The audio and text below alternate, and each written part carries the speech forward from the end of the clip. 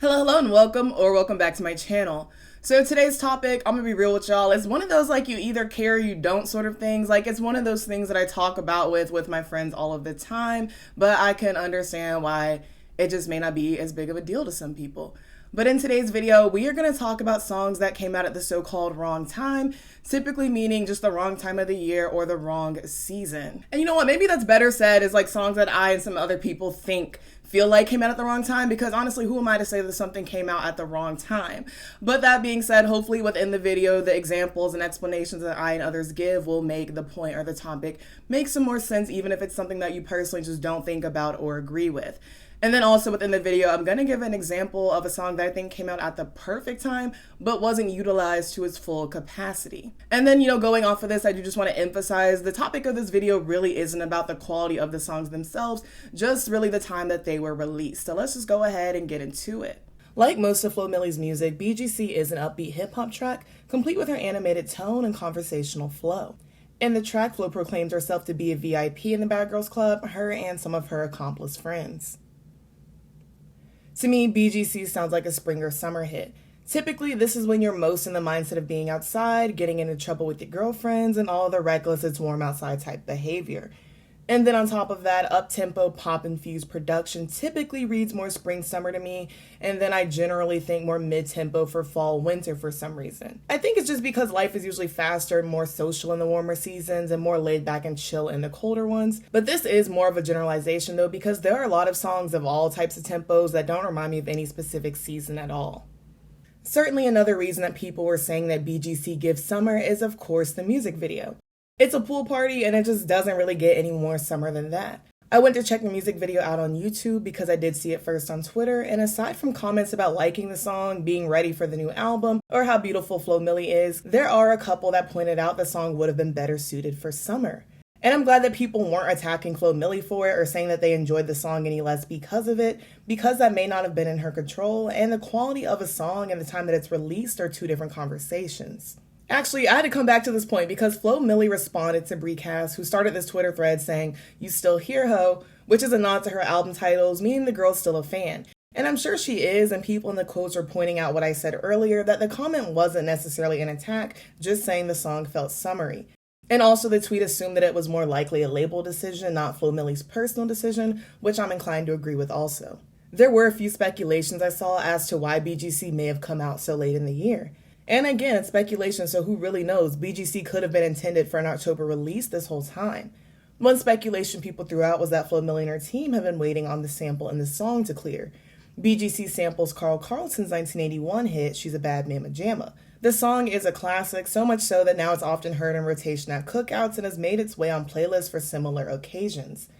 Because of the 80s sample and the rap infusion, some have compared BGC to other songs in a similar vein, like Coil Ray's Players, which samples The Message, or Lotto's Big Energy, which uses the same Genius of Love sample as Fantasy.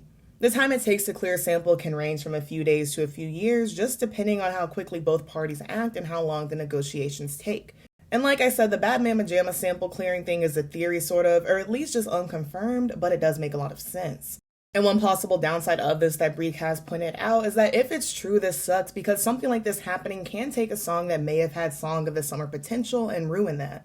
And I'm sure if a song's release does get pushed back, that throws off any marketing plans for the song, and it could mean that it will come out at a time when people are less in the mood for it, so to speak. And actually, back when I did my Song of the Summer video, I did learn that in a lot of cases it's easier for songs released in the summertime to spread. This is because they're played at the pool parties, the cookouts, more people are in the clubs, things of the like, so that social aspect does help the song spread faster, and that is still true even though social media exists. And regardless, if you've paid the producers and everyone who worked on the song and paid for the sample, paid for the video to be shot, it makes absolute sense to still release the song at some point, especially if it's still going to be an album single.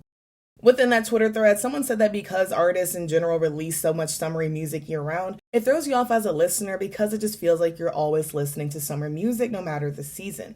I think maybe that's why as listeners we're going through a burnout because every song sounds like a summer vibe and we're in October.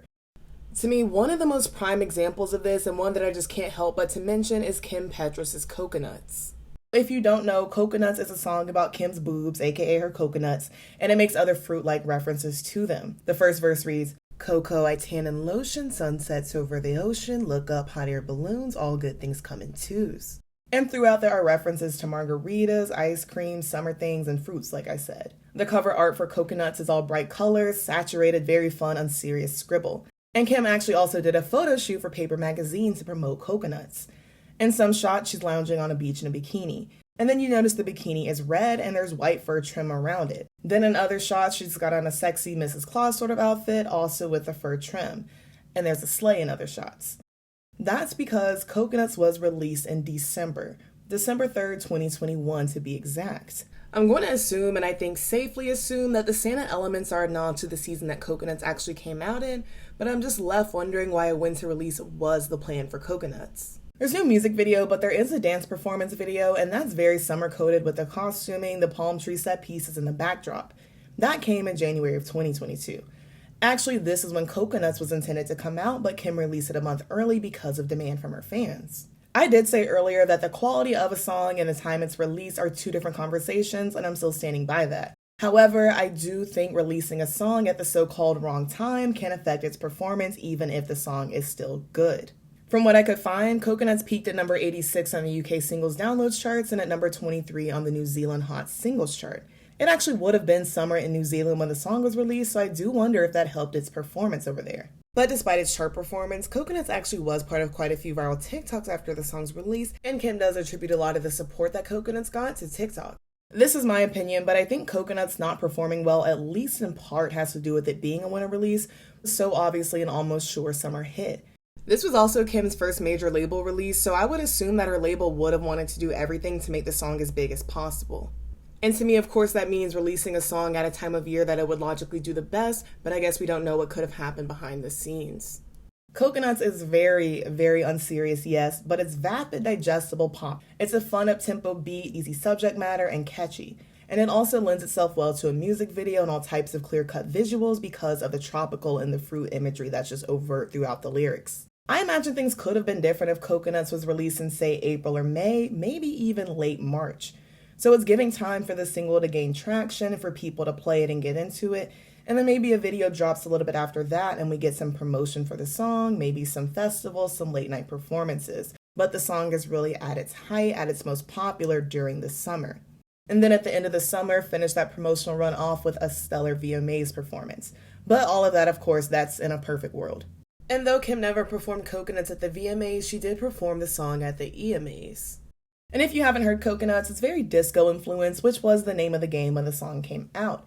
And even if the song hadn't taken off until last summer, it still would have been among other retro-inspired hits like As It Was, About Damn Time, and Big Energy, all of which were top 10 hits last summer.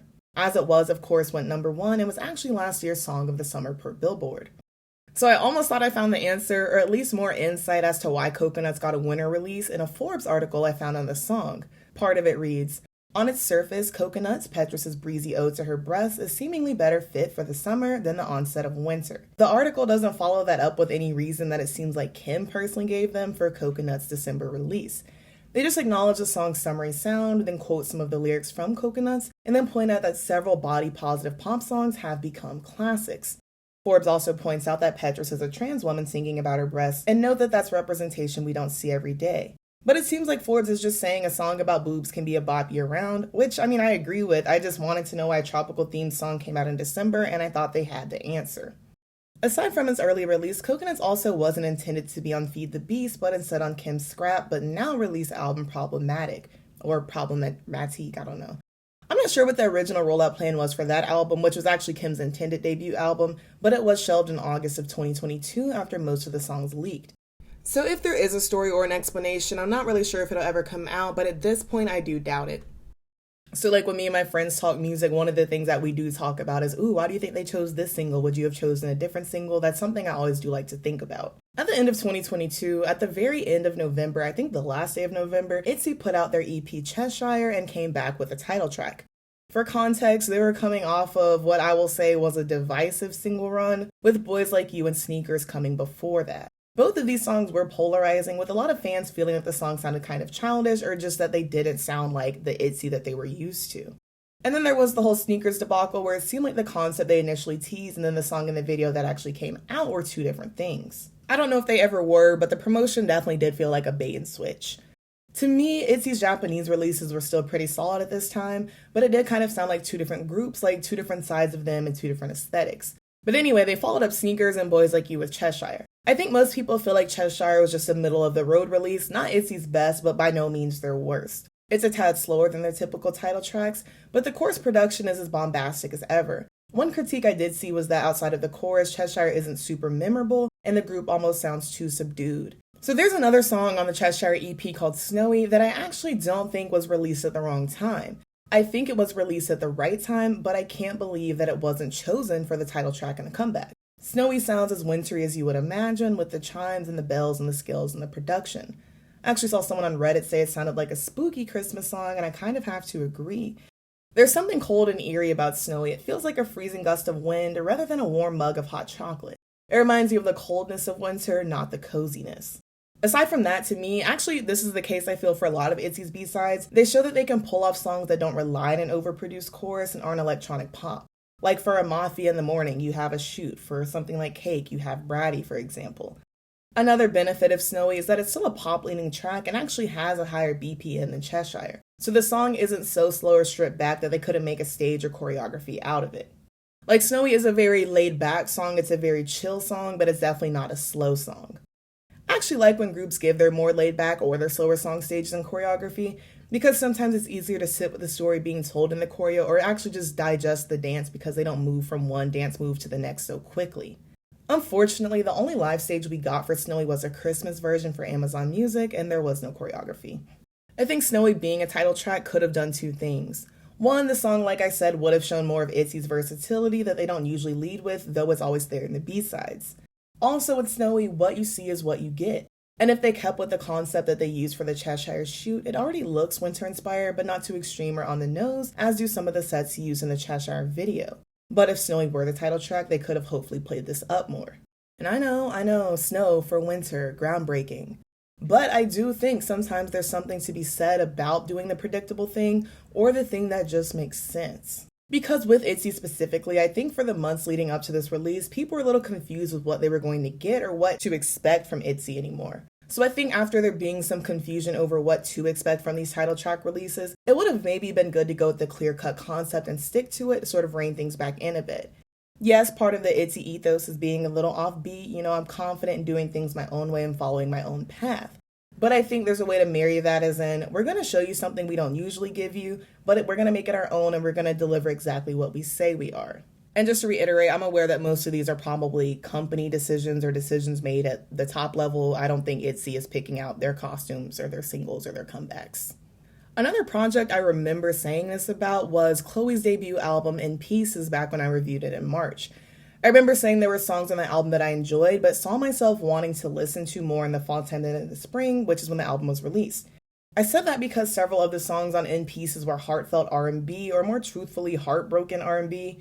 For example, songs like Feel Me Cry or Make It Look Easy. I liked them when I listened, obviously, but I was like, yup, these are gonna hit extra different when it gets a little cold outside, and I start thinking and getting in my feelings. I can already feel it coming, and I can confirm that that was true. But also in that video, I pointed out that Chloe probably didn't, or artists in general usually don't get to pick their release dates, or the decision's probably not fully up to them. So it does make you wonder sometimes why labels make the decisions that they do, or what logistical things may have happened behind the scenes, because I'm sure projects get pushed back or delayed all the time. So sometimes the release date that we get isn't the release date that was initially intended, we just don't know because no announcement of that was made. And likewise, I bet sometimes a project came out when it was intended, but the project got scrapped or altered in some way. As always, let me know your thoughts, let me know your feelings, and first and foremost, just let me know, do you care? Clap if you care. Clap if you care. Because for as much as I can say, ooh, this song, it feels like maybe it should have come out in a different season, and I truly do feel that for a lot of songs, it's really, I don't know if it's the case that it's a lot of the songs where if it comes up on shuffle, I'm gonna be like, oh, it's December, I'm not listening to that. Maybe I won't seek it out, but I won't just bar myself from listening to the song altogether. And truly, when I was looking through some of the Twitter comments on BGC, there were people who were like, Y'all are doing too much. If the song is good, just listen to it. It doesn't matter what season it came out in. And I really do have to say, even though that's not how I feel a lot of the times, I think that's 100% valid, because I do listen to certain songs all, year round. But I think the wrong season thing more so, I mean, in terms of the time the song is released, and from the standpoint of if this was released at a different time, maybe that could affect its performance. I just have to wonder why some of these songs get released when they do. And then lastly, because I didn't really notice that other people felt this way about some songs, if you have any examples of songs that you personally think came out in the wrong season, I would be eager to hear your examples below in the comments. And then also, if you would like to see me do an official video on this topic with more examples than ones that are just personal examples to me, let me know that down in the comments as well. As always, thank you so much for watching. Be sure to like, comment, and subscribe so that you can stick around for more. Also, be sure to follow me on Twitter. That way you can keep up with me there. And if you'd like to become a channel member, the link is in the video's description. Again, thank you so much for watching. I love you all so very much, and we'll see you so very soon. Bye-bye.